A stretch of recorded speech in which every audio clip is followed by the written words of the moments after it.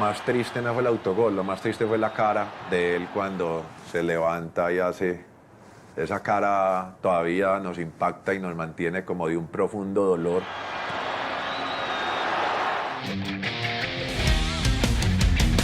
El día antes de que lo asesinaran, Andrés Escobar Saldarriaga, con apenas 27 años, le dijo a JJ Galeano, su compinche en el fútbol y andanzas, que quería reunir a todos sus amigos. Esa noche se fueron de rumba, algo que nunca hacía mientras estaba en competencia. Era un futbolista consagrado. Por eso aprovechó el inicio de sus vacaciones para con sus amigos desahogarse y dejar atrás ese mal momento que vivió. Había llegado hacía 3 días a Colombia desde los Estados Unidos, donde jugando el Mundial de Fútbol marcó un desafortunado autogol. Está recogiendo John Hart, que tiene el remate de John Hart. Quita Andrés en el rebote. Gol, gol, gol, gol, gol, gol, gol, gol, gol, gol. Antes de ir a la discoteca donde encontró la muerte, Andrés cambió de planes a última hora. Le dijo a JJ Galeano que no fueran al municipio de Andes, donde tenían planeado ir ese fin de semana a una finca. En la madrugada del 2 de julio, después de salir de la discoteca Padua, donde había pasado una noche completamente feliz, Andrés Escobar fue asesinado de 6 tiros, disparados por Humberto Muñoz, el conductor y escolta de Santiago y Pedro Gallón, unos reconocidos caballistas de Medellín que la justicia ha acusado de tener nexos con el narcotráfico y grupos paramilitares. Andrés iba de salida cuando los desmesurados insultos de los hermanos Gallón lo hicieron retroceder para exigir respeto. La respuesta de estos fue tajante. «Usted no sabe con quién se está metiendo», le dijeron. Luego, su escolta descargó el revólver sobre el lado izquierdo de Andrés. Y cuando salimos, yo tenía el carro muy cerquita al parqueadero y Andrés tenía el carro muy lejos del parqueadero. Y en el transcurso del trayecto, ahí es donde ocurre eso, y hasta ahí es mi película, porque ahí ya yo no me doy cuenta. Cuando Natalia, la amiga, llega y me dice que mataron a Andrés, y podrán imaginarse lo que pasa en mí, entro en shock. Ahí ya salen 1000 historias. Yo lo único que puedo decir es hasta el momento que... Eduardo Rojo, otro gran amigo de Andrés, había estado con él en la discoteca antes de que lo mataran. Decidió irse primero para su casa pasada la medianoche. Andrés se quedó. Me llamaron a decirme que habían matado a Andrés Escobar, yo no creía, colgué el teléfono, volvieron y me llamaron, dije, dejen de molestar, hombre, volví, colgué el teléfono. Cuando ya la tercera llamada sí me pareció más seria, y era un amigo que lo recibió en el hospital, Camilo, él fue el médico que le tocó recibirlo, y me contó que había fallecido Andrés. En la gente aún está vigente el rostro de quien llevó en su espalda el emblemático número 2 en las camisetas de Nacional y la Selección Colombia. El espíritu de Andrés se siente, no solo la gente que lo conoció lo extraña.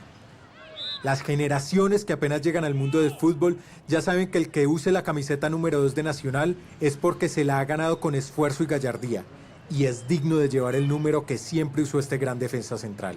Andrés Escobar fue de los jugadores que le empezaron a dar grandes cosas al fútbol colombiano. Fue quien inició el cobro desde los 12 pasos, marcando el primer penal cuando Nacional ganó la Copa Libertadores.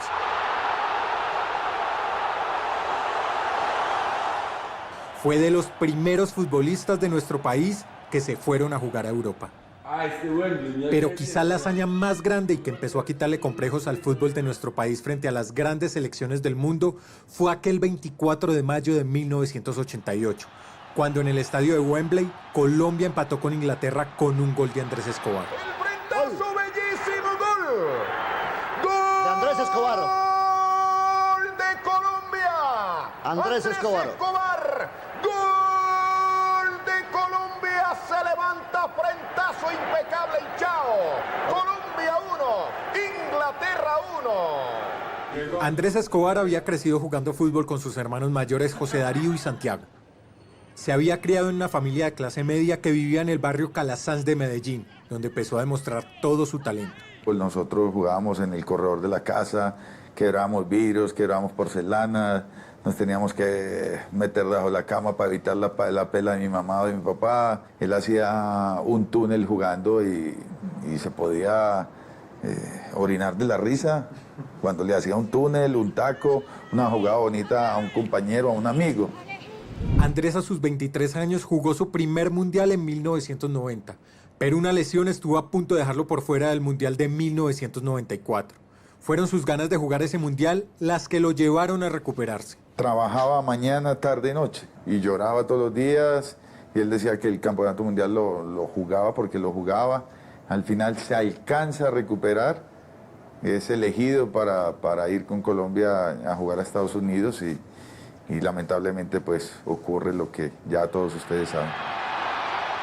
Las paradojas de la vida, pues hubiésemos preferido que Andrés hasta ese campeonato mundial no lo hubiese jugado y hoy estaría con nosotros. Colombia era favorita, pero al perder su primer partido hizo que el país poco a poco se desinflara de una selección que la habían vendido como la futura campeona del mundo. Así vivieron las personas más cercanas a Andrés aquel 22 de junio de 1994, cuando frente a Estados Unidos, Andrés marcó el autogol. El frío que en el caso mío sentí fue algo que no había sentido jamás porque él nunca había hecho un autogol.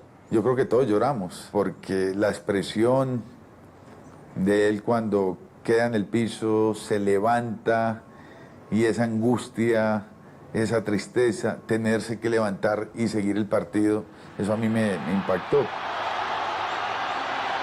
Lo más triste no fue el autogol, lo más triste fue la cara de él cuando se levanta y hace... Esa cara todavía nos impacta y nos mantiene como de un profundo dolor. Él decide regresar a Colombia por una sola razón. Bueno, nosotros en Estados Unidos le dijimos a él que se quedara con toda la familia para que siguiéramos ese viaje que teníamos pensado. Y él nos dice, yo regreso a Colombia, quiero dar la cara al país. Después de matar a Andrés Escobar, su asesino fue capturado. Lo condenaron a 43 años, pero pagó 11, y hoy está en libertad. Los hermanos Gallón Henao, que fueron los que insultaron y ultrajaron a Andrés, recibieron una condena de 15 meses excarcelables, aunque se comprobó que obstruyeron la justicia. Yo le pregunto como fiscal si él había recibido la orden para dispararle a Andrés Escobar. Y la respuesta de él es, todavía no había recibido la orden para disparar. A él lo mató un asesino, un hombre sin control, sin pudor, porque quien se para a matar de esa manera es un ser humano con la sangre muy fría y con una disposición al crimen. La muerte de Andrés Escobar es el resultado de vivir en una cultura mafiosa. Y estoy seguro de que Colombia va a hacer un gran papel en el... Andrés también había regresado a Colombia no solo a darle la cara al país, sino a concretar su paso a uno de los mejores equipos de Europa. Había algo planteado con el Milan de Italia después del Mundial. Y el mismo Andrés me lo había mencionado a mí, que él iba a ser el reemplazo de Franco Baresi, ese gran capitán de la selección italiana. Aquel 2 de julio de 1994 la pelota se manchó de sangre. Andrés nos dejó ejemplo, nos dejó lo que es la integridad de un ser humano, de lo que hace tanta falta hoy en día. Por eso Andrés sigue vivo. Gol, gol, gol.